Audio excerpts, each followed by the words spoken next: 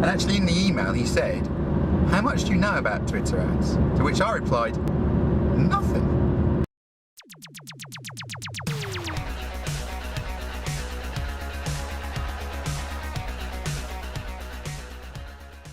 Today I'm on my way to see a franchise, a UK-wide franchise in the automotive sector, actually a global franchise as well.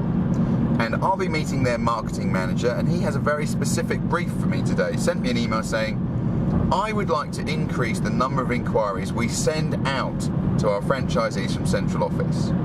I want to help them, and I believe social media is the way to do it. Can you come and meet me and discuss strategies?" Well, that's going to be an interesting meeting today because I've met this chap before and he knows more than me about social media. But he's quite open about it. He says, when you come along, you make me focus, we come up with ideas together and we swap experience. In digital marketing, everybody's doing it slightly differently. There is no manual, there is no training course that is the same, okay? And so we're basically getting together and swapping our minds. And out of that, hopefully he will benefit, but I will learn some stuff too.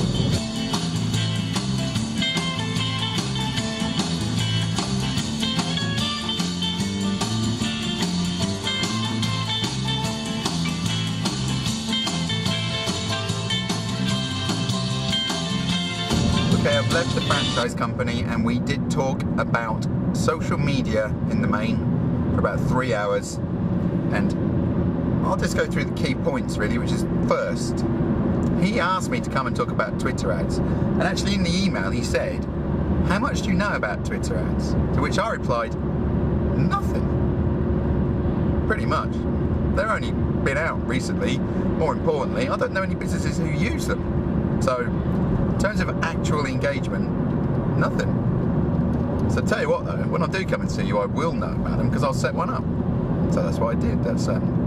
There is no training manual for social media. The way you learn is you try stuff and see if it works and learn bits and look for the window of opportunity, okay?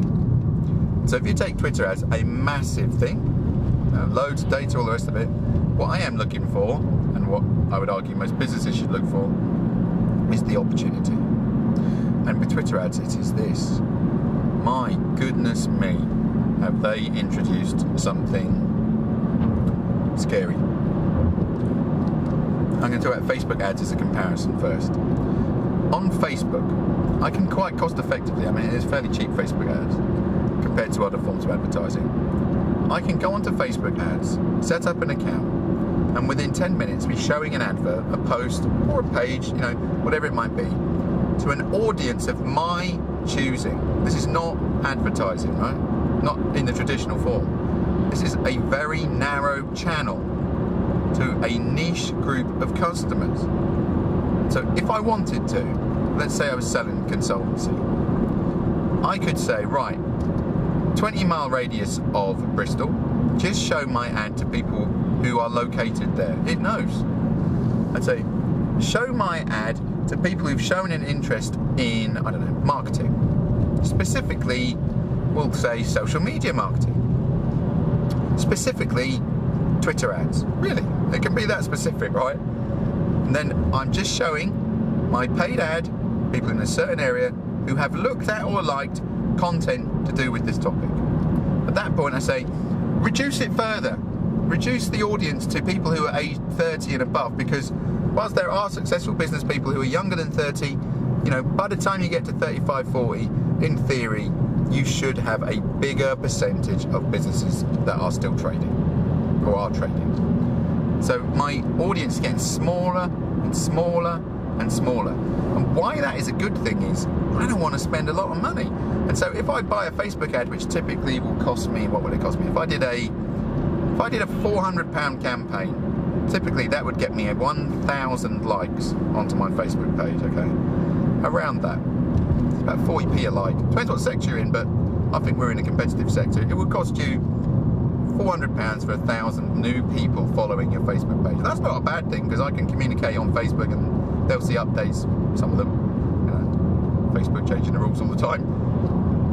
It's worth doing, because I just show my ad to people who are in the target group, niche group, and they respond more times. The response rate is higher because there's no, what's the word, deadwood.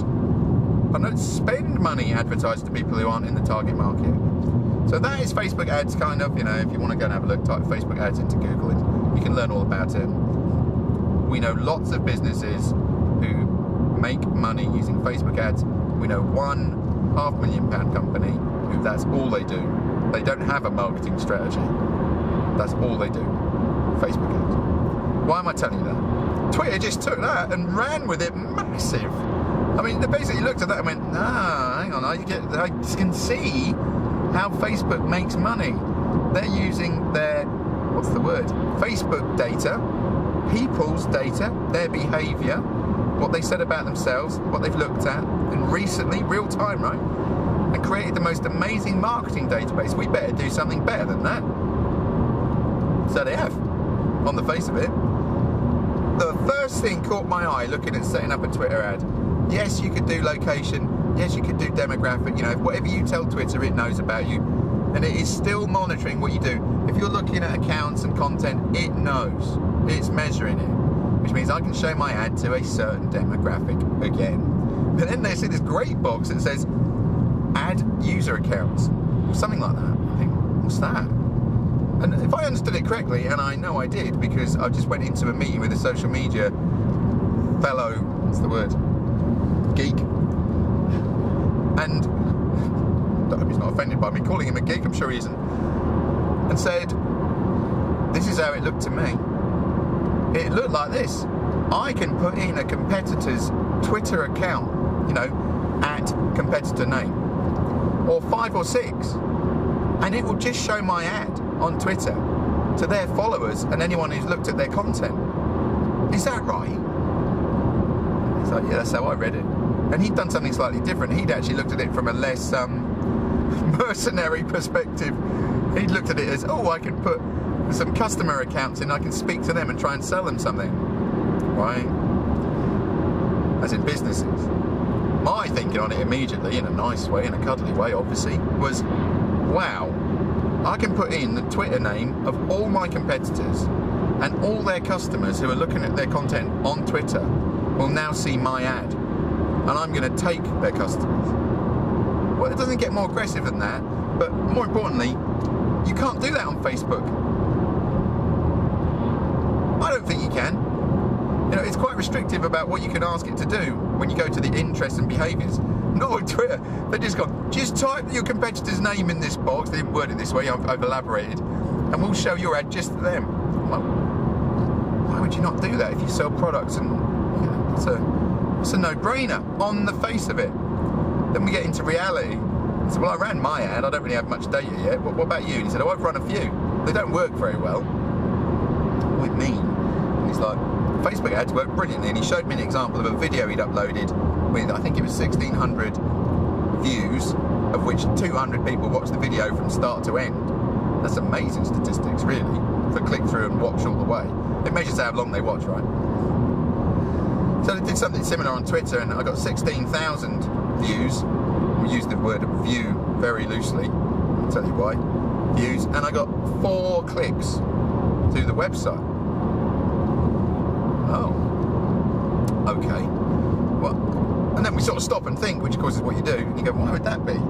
And even though I have this wonderful tailored data, real time, that I can communicate with you exactly in my market, unfortunately, Twitter is a fleeting moment in time. Twitter is a top-down platform. Facebook, my message, my ad, hangs around a bit longer. You are looking at your stuff you're interested in. The wall has your friends on. The wall has businesses you like on. Brands. You open up Facebook and you are scrolling up and down looking at updates. But my ad's in the update, so you'll probably see it 3 or 4 times in the scroll down up, right? This is our theory. So you have more chance of engaging.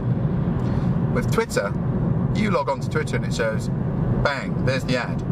Well, then more tweets come and I'm pushed down and down and down and down and down. You didn't even see it. Not really. Not enough. And so, whilst I love the idea of being able to show an ad just to your group of competitors and all their followers and people who viewed their content, I think that's something unprecedented in business marketing. It does not really help that my ad shoots down the page and you don't really see it. But I would still do it. If that was me, and we don't have that context, right? We don't have competitors like that. We're not looking for work in that way.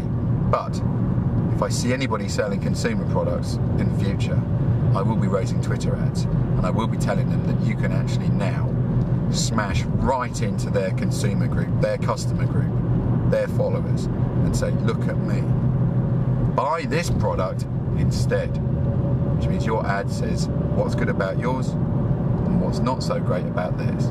Okay. We talked about loads of other stuff, Instagram and and Google Plus changing and becoming less important, theory and Facebook. But for the purpose of this video, Twitter ads, in theory, and I'd be interested to know what you think if you try one. I'm coming right into the competitors' pool of people, and you could never have done that before, not real time.